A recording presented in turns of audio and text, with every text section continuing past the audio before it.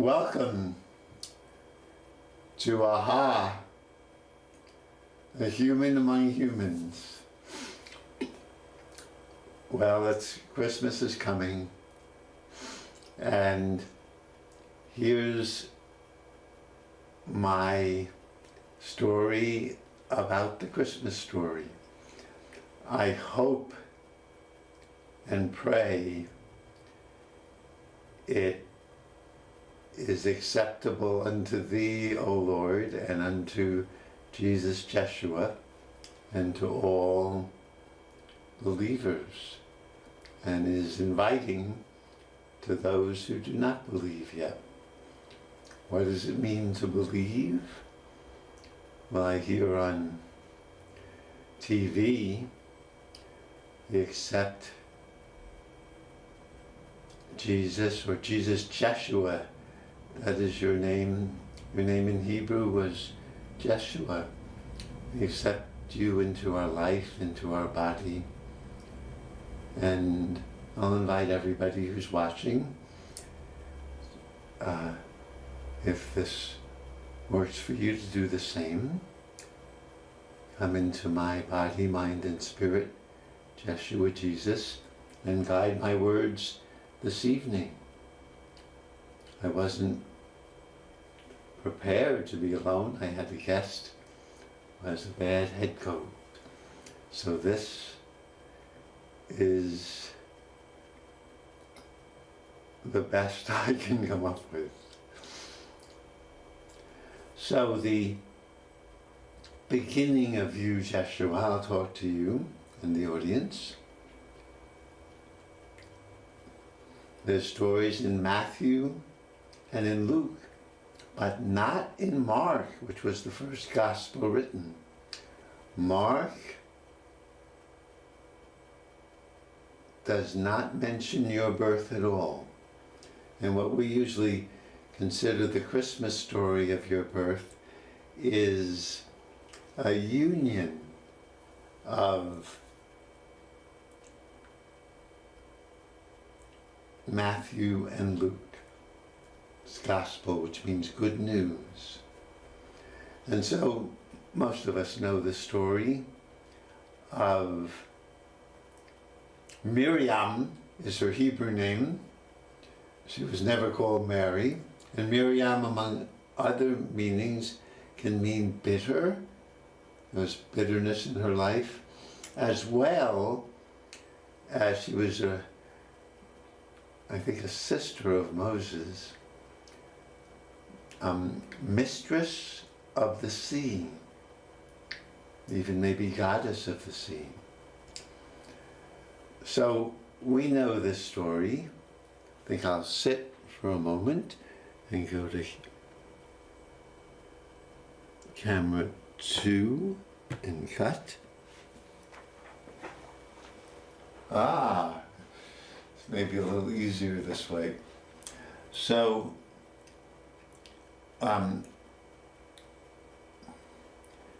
Miriam and Yosef, and Yosef means God will provide or add. And some traditions have Yosef as a somewhat older carpenter, and the young Miriam in Nazareth, according to some gospel writers, in Bethlehem, according to others.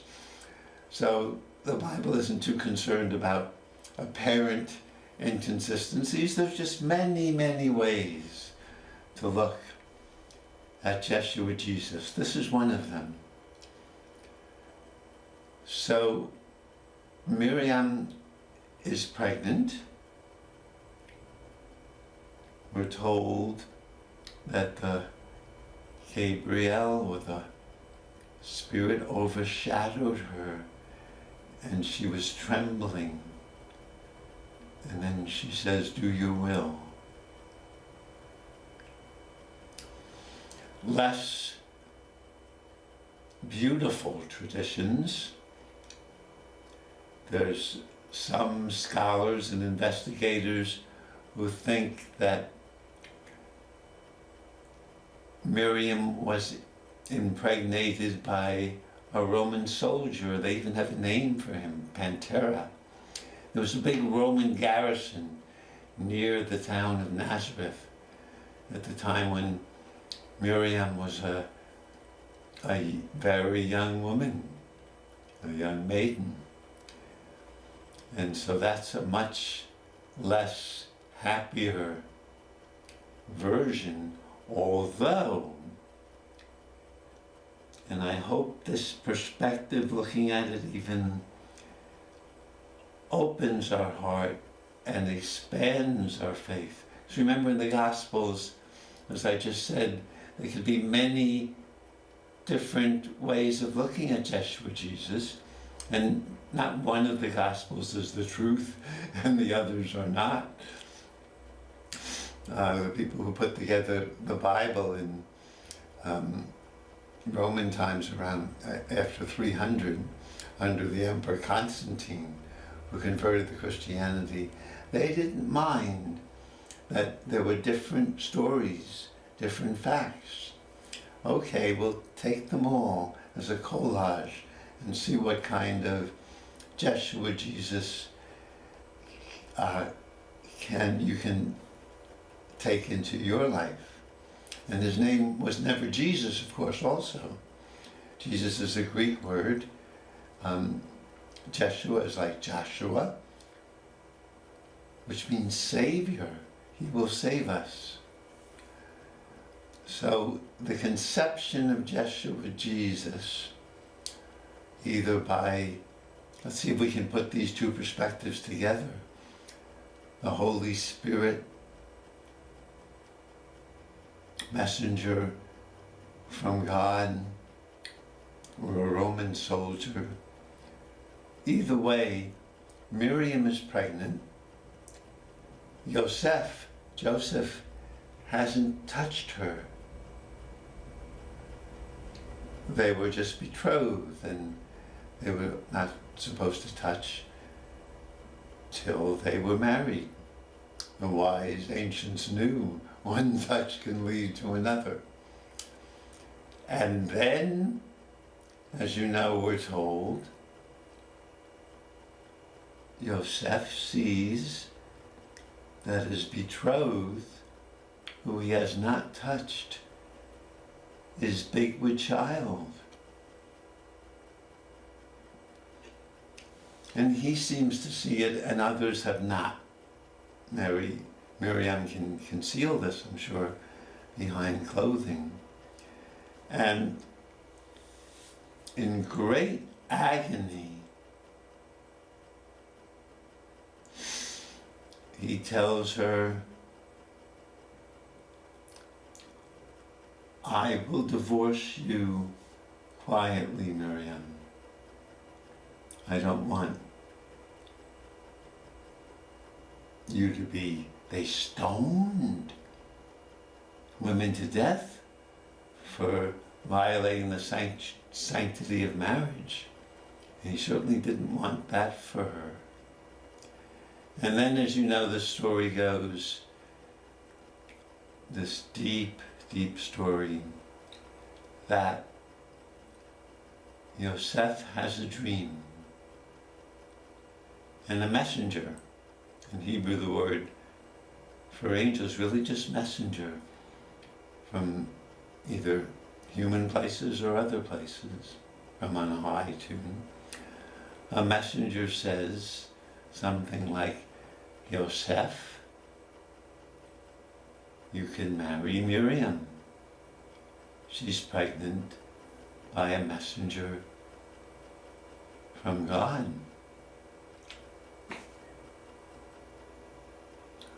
What would you do?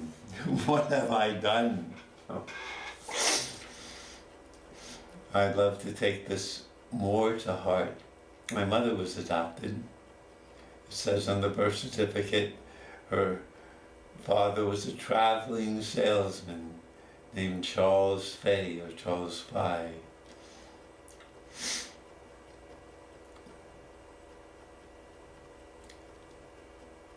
And her parents loved my mother in their way, her adopted parents.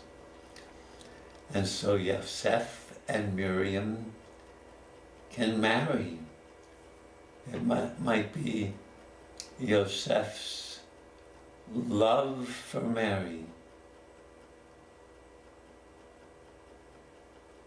moved him to have this dream. I have friends of mine who lived together for 9 months. The man moved in because his car broke down, he needed to be closer to work. Wasn't working after 9 months. And the woman whose place it was says, "I'm sorry, honey, you have to leave. It's not very bearable." And as he's ready to walk out the door, it's just too hard for her to let him go. And she says, "Stay." And now they're best friends forever, happily married. So Yosef love for Miriam, even in the hardest situation, in the unbearable situation, moves him out of love to reinterpret what happened, to come up with a new, we could call it story, or a new truth, a new perspective. Miriam, you didn't do anything bad at all. What I thought was bad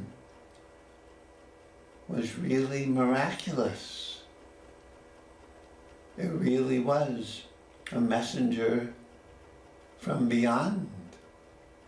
And even if, you can put this aside if it doesn't work for you or offends you, even if it was a Roman soldier,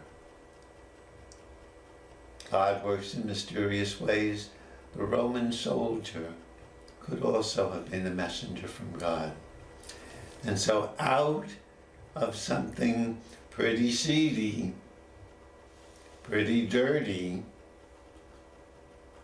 pretty horrifying, Yosef's way of looking at it, inspired by his love for this lovely fiancée, betrothed, Miriam, Yosef's way of looking at it with heart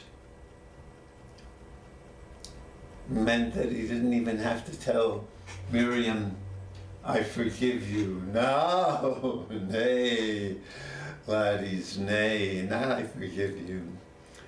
I can see, feel, know that what happened to you was a gift from God. So I hope this way of looking at it can have this story be even more poignant, more beautiful, in some ways even more miraculous, but very human, available to all of us. Can we see that what seems unforgivable is really a gift from God, even our lives? Can we forgive all the things we've done and what's been done to us? See them as a gift. There's a Rumi poem, The Guest House, and he says to welcome whatever comes, shame, sorrow, depression. Greet them, greet whatever comes, internally, or we could say outside. Greet them at the door, laughing, invite them in. Whatever's coming, might as well. For each has been sent as a guide from beyond. And so for Yosef, Miriam's pregnancy was sent as a guide from beyond. And what a gift to all of us, if we can for real, not just like I've done, have a forgiveness bypass, think I should forgive and be a good boy, but really I have much pain and anger inside. But maybe forgiving as a good boy, as I did with my mother, who was very challenging to forgive, and I had many other feelings, many other angers. But eventually, maybe now, oh, there's a phone call, I think, if we know how to answer this now. Pick up, yes? Hello? No, missed it. We can try again. So what a story, what this particular perspective, what an invitation to try and eventually successfully see, understand, know that some of the apparently unforgivable things you've done, we've done, were done to us, can also be seen as a gift, also be seen as a gift from God. I think I'm Jewish, maybe I'm allowed to say this. The horror of the Holocaust. 6 million Jews killed, 11 million people, gays, homosexuals, socialists, other just good people, activists, resistors, blind men resisting, Jacques Lussirin. Maybe also unimaginable horror as it was, it also helped, thank you world for feeling guilty, helped create the state of Israel. Almost 2,000 years after it was destroyed by the Romans. And I'm sure you have individual instances in your life. I have been divorced, still love my beloved first wife very much. But for some people, myself included, divorce is a death and rebirth. And it has great gifts. Some people I know in their second marriages, what beautiful marriages, having learned from the mistakes of the first. And hopefully, like Yosef, we can forgive ourselves and others. The mistakes, in Hebrew the word for sin is chet, the same word in Greek, or the same idea in Greek, hamartia and chet, both mean missing the mark. Hamartia is mark and hamartia is not making the mark. So thanks to Yosef's dream, thanks to the love between him and Mary, or him and Miriam, little Joshua in the womb, instead of being a person whose very existence, a fetus at this moment, very existence brings disharmony, separation, disgrace to Yosef and Miriam.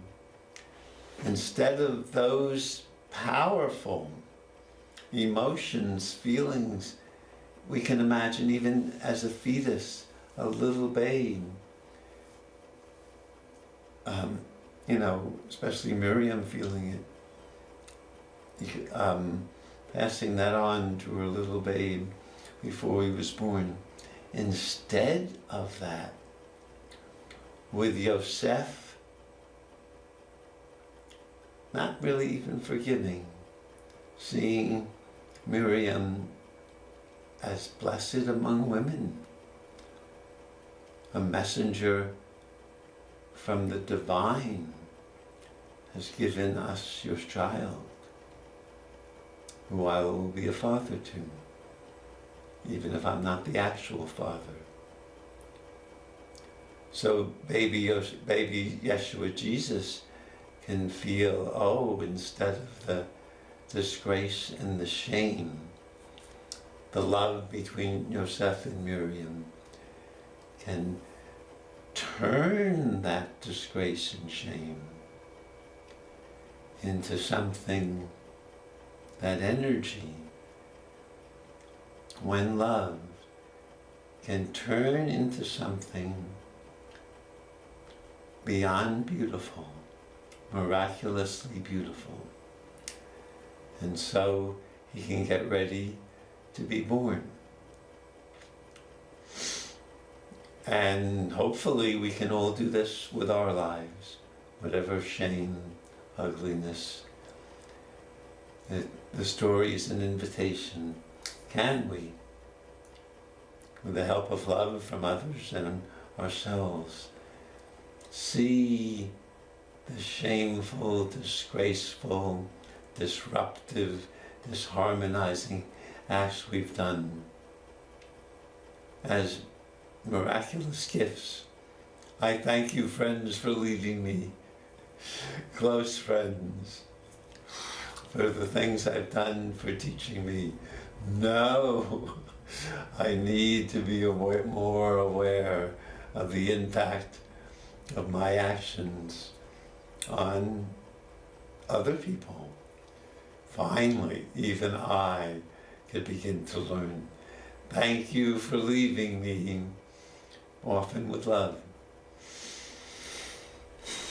Well, we have 4 more minutes for this first half hour, and then we'll continue the story on Michael Mack's show, God Talk. By the way, my name is Michael Koran, and this is AHA, a human among humans. And we're about ready for Jeshua to be born. And again, interesting, in the first gospel written, none of this is in the Gospel of Mark, who many think name was John Mark, and traveled with Peter, who knew as much as anyone about Jeshua. No mention of the birth at all. So some scholars think it must have been included after, because people who know Joseph and Miriam knew she was big with child way before her time, and accused the baby Jeshua of being a bastard. And again, this can be looked at in a way also to be a gift. We're jumping a little ahead of the story. The birth of Jeshua, and maybe most appropriately in terms of the story too, born amid animals. No place for him in the world of humans. And even there, that could be, of course, incredibly cradling, comforting. No wonder he was called the Lamb of the world, who takes away the mistakes, the missing the mark of all of us. How appropriate and how comforting to feel that under humanity warmth of lambs, even cows, maybe chickens, born in a trough or border in other seasons, and maybe even now needs to go to nourish the animals living in the stable. And then Jeshua is born. You all know the lovely story of wise men coming from another country, immigrants, aliens, and knew maybe vibrations in the air, in the heavens, on earth. Knew, oh, what a special child this is, from shame to celebration. Well, this is the end of our first half hour. Stay tuned, we'll begin to look at the life and maybe death of this miracle boy. And may all these miracles be available to us too. Coming from dreams, love, inspiring love, getting us to look at our lives in a new way.